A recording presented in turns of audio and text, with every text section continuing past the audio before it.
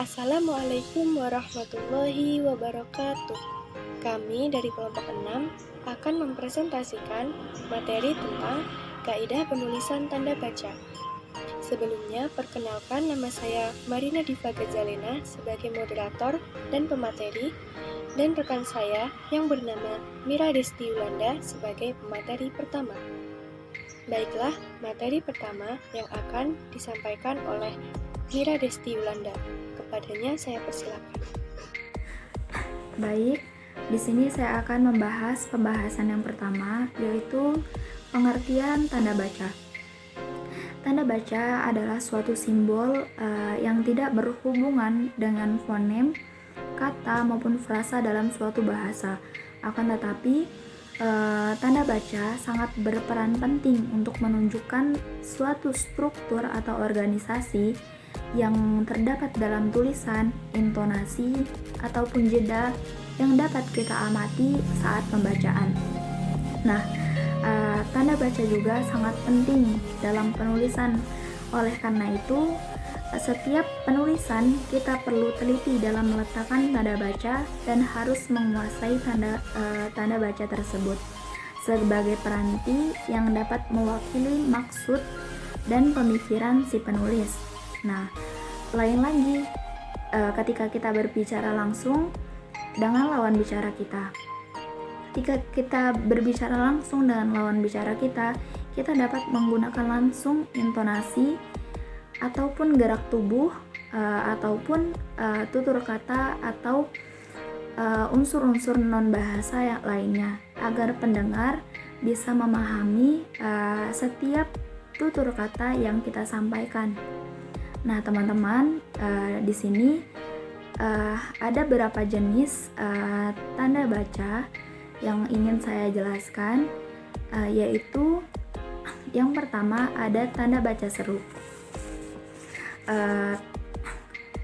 Pemakaian tanda seru adalah yaitu pada akhir kalimat perintah, diakhiri ungkapan ataupun pernyataan yang memberi gambaran kesungguhan, ketidakpercayaan, ketakjuban maupun emosi yang sangat kuat.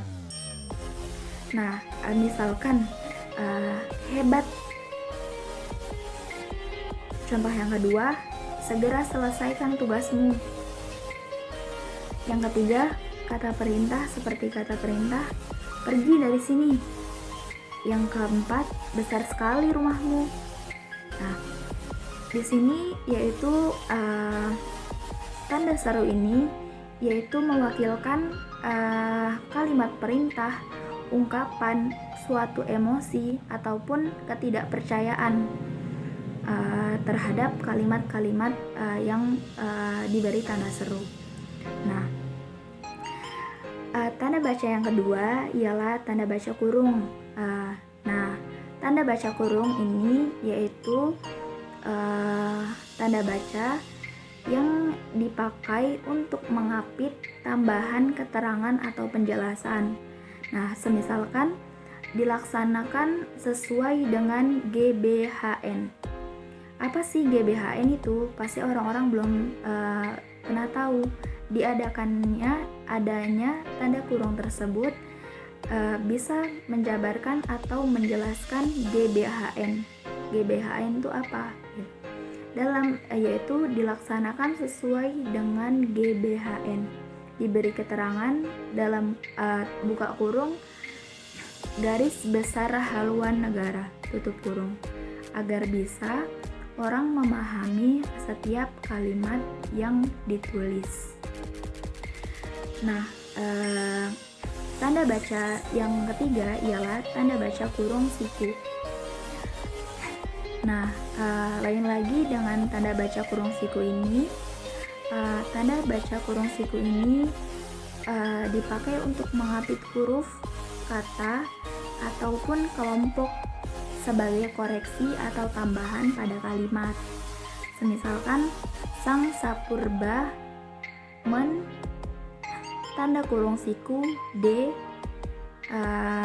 tanda buka kurung siku D, lalu tanda tutup kurung siku bunyi gemersik.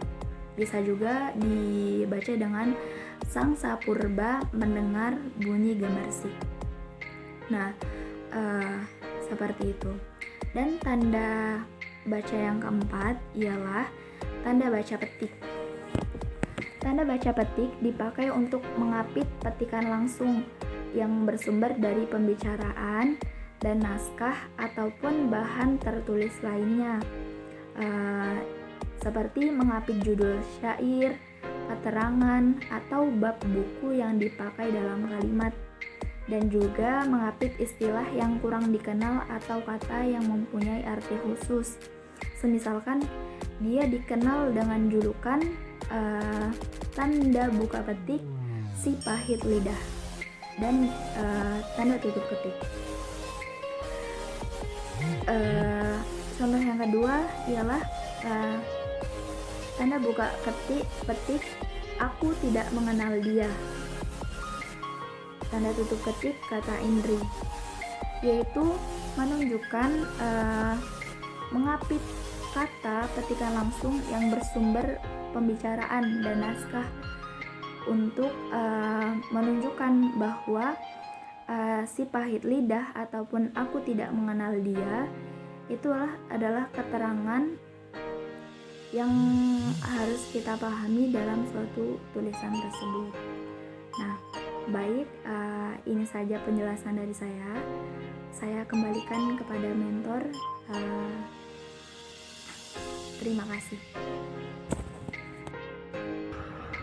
Kaidah penulisan tanda baca yang selanjutnya yaitu tanda petik tunggal. Tanda petik tunggal dipakai untuk mengapit petikan yang tersusun di dalam petikan dan juga mengapit makna, terjemahan, penjelasan kata, atau ungkapan asing. Contohnya, tanda petik tunggal tok tok tok, pintunya sudah diketuk tapi tidak ada orang yang membuka. Contoh selanjutnya, beautiful yang berarti tanda petik tunggal cantik. Contoh selanjutnya, tergugat, tanda petik tunggal yang digugat. Kaidah penulisan tanda baca yang selanjutnya yaitu tanda garis miring. Tanda garis miring dipakai dalam nomor surat, nomor pada kalimat, dan penandaan masa 1 tahun yang terbagi dalam 2 tahun takwim dan juga sebagai kata atau dan tiap. Misalnya, dikirimkan lewat darat, garis miring laut. Jadi, tanda garis miring di sini sebagai kata atau. Jadi, dikirimkan lewat darat atau laut. Contoh selanjutnya, motor itu melaju kecepatan 100 km garis miring jam. Di sini, tanda garis miring sebagai kata per. Jadi, motor itu melaju kecepatan 100 km per jam. Contoh selanjutnya, nomor 17, garis miring PK, garis miring 2018, Jalan Merdeka 10, Masa Bakti 2018, garis miring 2019, tahun ajaran 2018, garis miring 2019. Kaidah penulisan tanda baca yang selanjutnya yaitu tanda penyingkat atau apostrof. Tanda penyingkat dipakai untuk menggambarkan penghilangan bagian kata atau bagian angka, tahun, dalam konteks tertentu. Misalnya, UUD, tanda penyingkat 45. Tanda penyingkat 45 ini menunjukkan tahun 1945. Contoh lain, walau ke ujung dunia, kau, tanda penyingkat kan kucari. Tanda penyingkat kan menunjukkan kata akan.